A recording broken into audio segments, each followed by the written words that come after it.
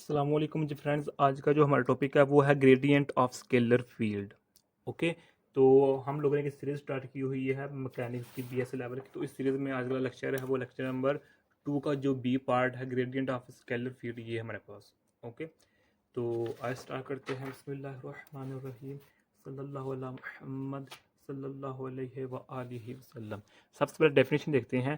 The maximum rate of increase of scalar function with respect in space in a particular direction is called gradient of that scalar function.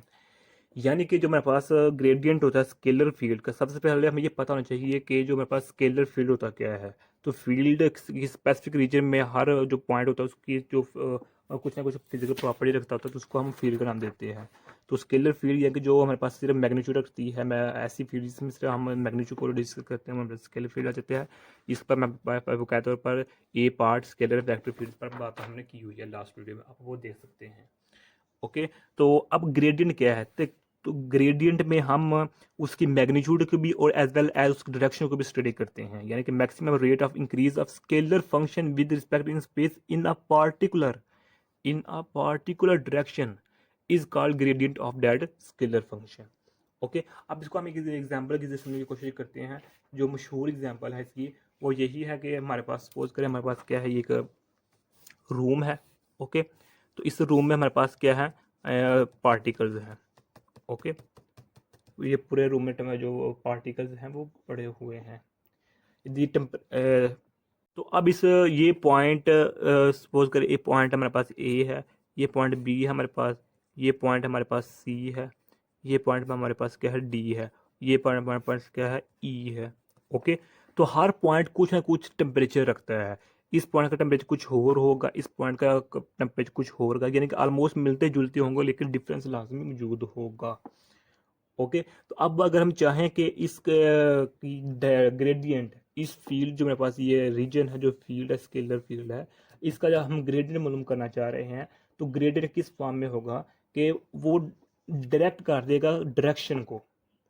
Okay, कि जब हम ये हमारे scalar field है, इस scalar field का जब हम ग्रेडियंट मालूम करेंगे, तो ग्रेडियंट मालूम करेंगे तो उसके साथ हमें डायरेक्शन का भी हिस्सा पता लग जाएगा। यानी कि हम जब कहेंगे कि जो ग्रेडियंट ऑफ दिस फील्ड क्या है, तो इस ग्रेडियंट में हमें ये बताना पड़ जाएगा कि इस पॉइंट का जो टेम्परेचर है वो सपोज कर 2 सेल्सियस है, इस पॉइंट का जो टेम्परेचर है वो 2.5 सेल्सियस है, इस पॉइंट का 1.5 सेल्सियस स्केल टेम्परेचर है, इसका 3.5 सेल्सियस के टेम्परेचर है। तो ये ग्रेडियंट में हम इन चीज़ों को डिस्कस करते हैं। यानी कि हमने एक स्पेसिफिक रीजन भी बना लिया और उस स्पेसिफिक रीजन में हमने डायरेक्शन को भी देख लिया कि इस डायरेक्शन में मैक्सिमम टेम्परेचर या मिनिमम है या क्या नहीं है।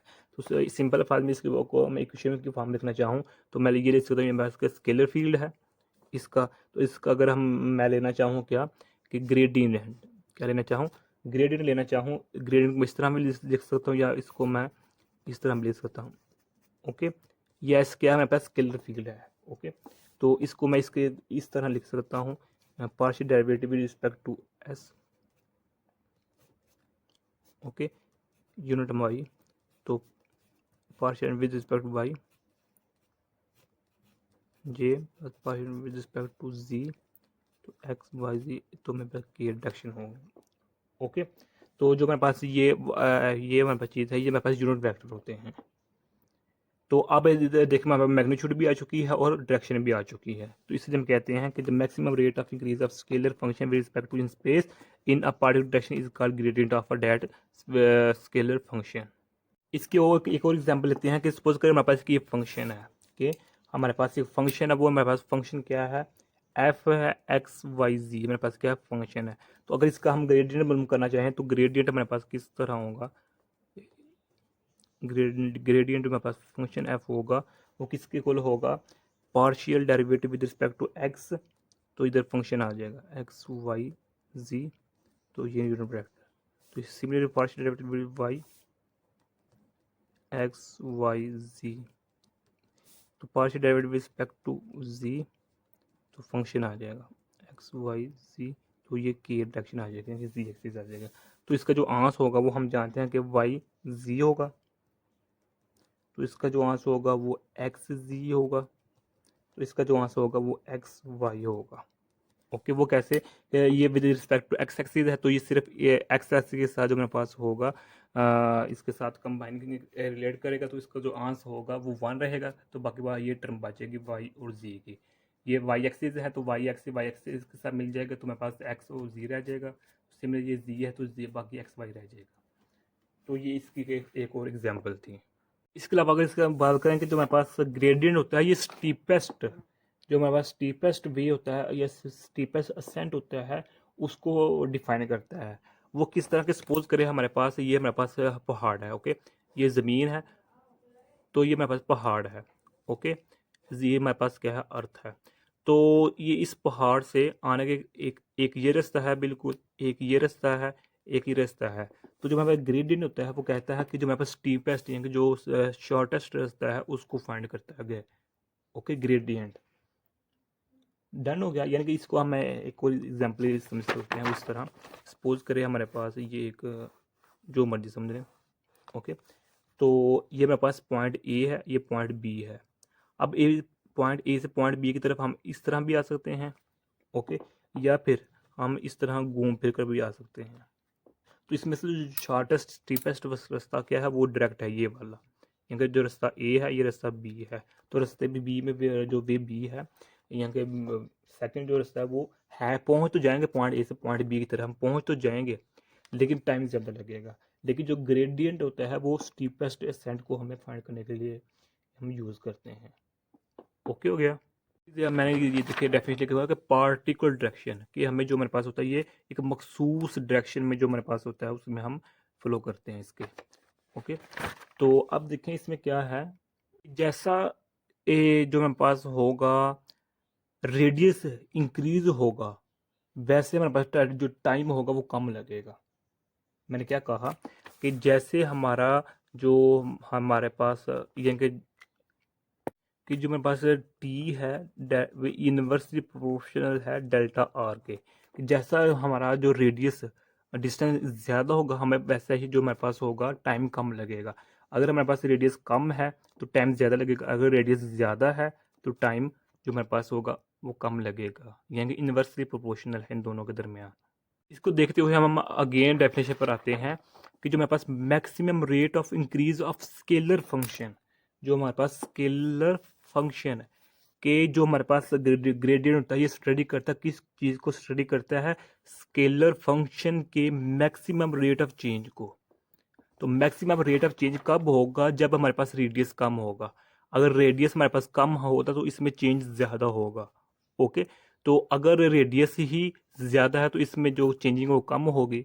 तो ग्रेडियंट क्या करता है कि वो maximum rate of change of scalar function, मेरे पास स्केलर फंक्शन है टेम्परेचर, तो उसको टाइम में यानी कि अगर मेरे पास ग्रेडियंट ज़्यादा है और डिस्टेंस ज़्यादा है, लार्ज है, तो ये कम होगा। अगर ये मेरे पास लेस है तो ये लार्ज होगा।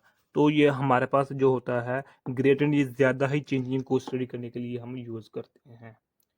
ओके, तो इसका मतलब क्या हो गया कि जो हमारे पास ग्रेडियंट होता है ये मैग्नीट्यूड के साथ साथ डायरेक्शन में पार्टिकुलर डायरेक्शन को भी स्टडी करता है, किसके, स्केलर फील्ड या स्केलर फंक्शन के, स्केलर फंक्शन या स्केलर फील्ड के को स्टडी करने के लिए जो हम उसमें ग्रेडियंट का लफ्ज़ यूज़ करते हैं। तो ग्रेडियंट का जब हमें लफ्ज़ आती है उसका मतलब क्या होता है कि ग्रेडियंट उस फंक्शन के उस फील्ड के मैग्नीट्यूड को भी और डायरेक्शन को भी स्टडी कर रहा है।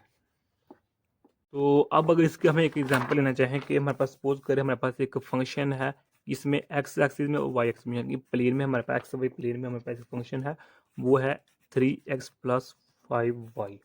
तो हमें इसका क्या करना है कि हमें इसका ग्रेडियंट ऑफ एफ फंक्शन मालूम करना है। ओके, ये मालूम करना है। तो ये वही आसान सा काम है कि हम इधर फार्मूला अप्लाई करेंगे। ओके, ये हमारे पास फार्मूला है। ओके, कि ये फंक्शन एक्स वाई डायरेक्शन में है, तो डेल की वैल्यू क्या होती है, एक्स पार्शियल वाई, तो ये डॉट है दरमियान, डॉट गई, तो फंक्शन क्या हमारे पास क्या है, फंक्शन हमारे पास क्या है, एफ है, एफ एक्स में भी है और वाई में भी है। ओके, तो इसको मैं अंदर मल्टीप्लाई करूँगा, इसके साथ मल्टीप्लाई करूँगा तो मेरे पास ये आ जाएगा एफ एक्स वाई आ जाएगा प्लस एफ एक्स वाई आ जाएगा। तो इसका जो हमारे पास आंसर होगा इसका वो हमारे पास होगा एफ एक्स में होगा सिर्फ, तो ये इस एफ वाई में होगा। ओके हो गया। अब इधर हम जो वैल्यूज़ हैं वो पुट कर देते हैं कि जो हमारे पास वैल्यूज़ हैं, यानी कि इस स्टेप को मैंने सिर्फ आप लोगों के अंडरस्टैंडिंग के लिए समझाया हुआ है। तो इस स्टेप को मैं इधर लिखता हूँ डायरेक्ट कि हमारे partial with respect to x है, तो फंक्शन क्या है हमारे पास 3x प्लस 5y है plus partial with respect to y, तो फंक्शन क्या है हमारे पास 3x प्लस 5y। तो इसको हम डेरिवेट कर देते हैं, तो ये इसके साथ डेरिवेट इसका आंसर 30 आ जाएगा, तो इसका आंसर ये इसके साथ तो आंसर 0 आएगा। ओके, तो प्लस है, तो प्लस में देखें ये इसके साथ मल्टी डेरिवेट करेगा तो इसका आंसर 0 आ जाएगा, लेकिन जब ये इसके साथ डेरिवेट करेगा तो इसका आंसर आ जाएगा 5 आ जाएगा। ओके,